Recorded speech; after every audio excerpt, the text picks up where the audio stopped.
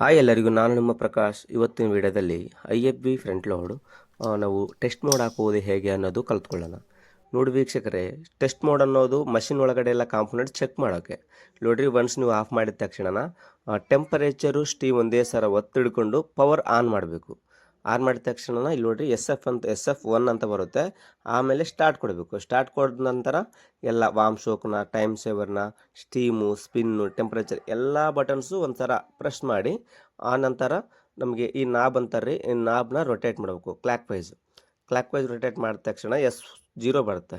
S0 start ಆಗಿ S1ಲಿದ್ದ S9ವರೆಗೆ ಅಲ್ಲ S8ವರೆಗೆ ನಿಮಗೆ ಚೆಕ್ ಆಗುತ್ತೆ.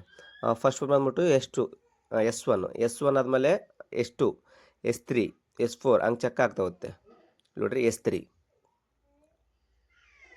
Next one S4. ಈ S4 ಅಂದರೆ ಏನಿಲ್ಲ ರೀ, ನಿಮಗೆ ಸ್ಟೆಪ್ 4 ಅಂತೇಳಿ. ಇದು S5, ಸ್ಟೆಪ್ 6 ಹೀಟರ್ ಚೆಕ್ ಆಗುತ್ತೆ. ನಿಮಗೆ ಫಸ್ಟ್ಲಿದೆ ನನಗೆ ಎಕ್ಸ್ಪ್ಲೇನ್ ಮಾಡ್ತೀನಿ ನೋಡಿರಿ. ಫಸ್ಟು S1 ಅಂದರೆ ಡೋರು, S2 ಅಂದರೆ ಯಾವುದು ಪ್ರೀ ವಾಶು, S3 ಅಂದರೆ ಮೇನ್ ವಾಶು, S4 ಅಂದರೆ ಎಡಿಟಿವ್ಸು ಮಧ್ಯದಲ್ಲಿ, ಆ ಥರ. S5 ಅಂದರೆ ಹೀಟರು. ಈ ಥರ ಒಂದರಿಂದ ಚೆಕ್ ಆಗ್ತಾ ಬರುತ್ತೆ. ನೆಕ್ಸ್ಟು S6 ಡ್ರೈನು, D ಅಂತ ಬರುತ್ತೆ. ಡ್ರೈನ್ ಪಂಪ್ ಚೆಕ್ ಆಗುತ್ತೆ. ಈ ಥರ ಒಂದರಿಂದ ಒಂದು ಚೆಕ್ ಆಗ್ತಾ ಬರುತ್ತೆ. ನೋಡಿರಿ, ಇದು ನೋಡಿರಿ, ನಿಮಗೆ ಈ ಕಾಂಪೊನೆಂಟ್ ಎಲ್ಲ ಚೆಕ್ ಮಾಡೋಕೆ ನಾವು ಟೆಸ್ಟ್ ಮಾಡಿ ಹಾಕ್ತೀವಿ.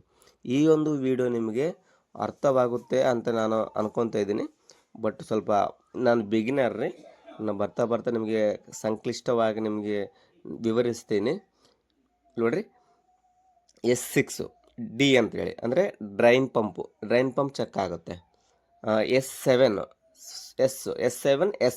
ಸ್ಪಿನ್, S ಅಂದರೆ ಸ್ಪಿನ್ ಚೆಕ್ ಆಗುತ್ತೆ. ಈ ಥರ ಎಲ್ಲ ಕಾಂಪೊನೆಂಟು ಚೆಕ್ ಆಗ್ತಾ ಬರುತ್ತೆ.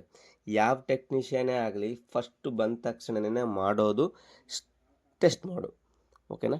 ಟೆಸ್ಟ್ ಮೋಡ್ ಆದ ನಂತರ ನಾವು ಯಾವುದು ರಬ್ಬರ್ ಸ್ಲೀವ್ ಚೆಕ್ ಮಾಡೋದಾಗಲಿ, ಗ್ಯಾಸ್ ಕಿಟ್ ಅಂತಾರಲ್ಲ, ಡೋರಿಗೆ ಇರುತ್ತೆ ಗ್ರೇ ಕಲರಲ್ಲಿ, ಅದು ಚೆಕ್ ಮಾಡೋದಾಗಲಿ, ಆದಮೇಲೆ ಸಸ್ಪೆನ್ಷನ್ ಚೆಕ್ ಮಾಡೋದಾಗಲಿ, ಡ್ರಮ್ ಬ್ಯಾಲೆನ್ಸ್ ಚೆಕ್ ಮಾಡೋದಾಗಲಿ, ಆದಮೇಲೆ ಇನ್ಲೈಟ್ ಪೈಪ್ ಚೆಕ್ ಮಾಡೋದಾಗಲಿ, ಔಟ್ಲೈಟ್ ಪೈಪ್ ಚೆಕ್ ಮಾಡೋದಾಗಲಿ, ಬಾಹ್ಯವಾಗಿ ಏನನ್ನ ಡ್ಯಾಮೇಜ್ ಇದೆಯಾ, ಚೆನ್ನಾಗಿದೆಯಾ ಬಾಡಿ ಅಂತ ಚೆಕ್ ಮಾಡೋದಾಗಲಿ, ಪ್ರತಿಯೊಂದೂ ಈ ಟೆಸ್ಟ್ ಮೋಡ್ ಆದಮೇಲೆ ಮಾಡ್ತಾನೆ. ಓಕೆ ರೀ?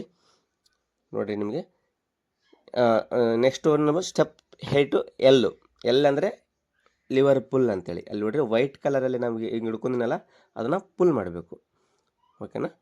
ಈ ವಿಡಿಯೋ ನಿಮಗೆ ಲೈಕ್ ಆದರೆ ಸಬ್ಸ್ಕ್ರೈಬ್ ಮಾಡಿರಿ. ಇಲ್ಲಿ ನೋಡಿರಿ, ಎಂಡ್ ಅಂತ ಬರುತ್ತೆ. ಎಂಡ್ ಅಂತ ಬಂದ ತಕ್ಷಣ ಮಷಿನೆಲ್ಲ ಚೆನ್ನಾಗಿದೆ ಅಂತ ಲೆಕ್ಕ. ಇಲ್ಲ ಯಾವ ಸ್ಟೆಪ್ಪಲ್ಲಿ ನಿಮ್ಗೆ ಏನಾರ ಏರಾರು ಬಂದರೆ ಅದು ಪ್ರಾಬ್ಲಮ್ ಇದೆ ಅಂತ.